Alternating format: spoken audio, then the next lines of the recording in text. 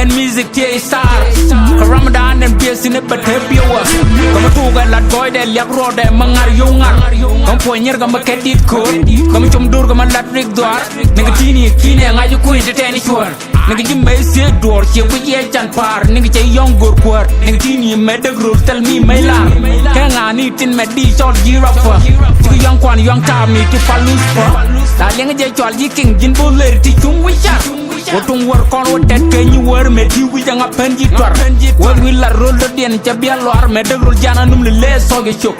ana wi ci mané te kam do rabban bin ko ca takkan mun ma kam ba ma fakkan wa me jama lol jaga kon gan ma len ci ne ya dol ga rek ci may da fa ko waka ca ñu ne ga dol bañ nga man ci kan na daga nya ka ngodo goro gwa ci de li nga ca ko lok ate bor ke ga ñadam wol ga sok de ko ni ci ci ken kon to ka ci nya ka ka nya o ka nya lo ka nya war ka nya dak ka nya rok ka nya bo ka nya to ka nya ka nya nok wala ga ñadam wala rumba put nya wal ba dak ci rodu daw ko mok ne ga gwe ci ci kon ci ci yo ga tala re ci chwal ngok may ca tali tu pa lu cha ye ko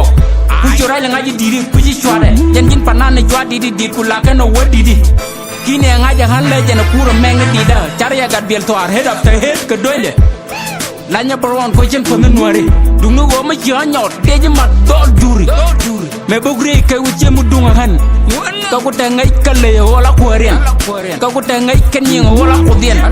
ala duñ may la nya wi cham wala reng do aran nanga gram mi to loñ mi ci del mi bo nigi kon te bo nigi kon bo ko nigi kon wuru daw nigi may kon wok nigi gor kon ngak ko ngane ta ci rod ka buñ mo la re ku je ko kadan di tuja kile lien ngoda kine na loje ngoda kan ni kedda kile lien dunda je entertainment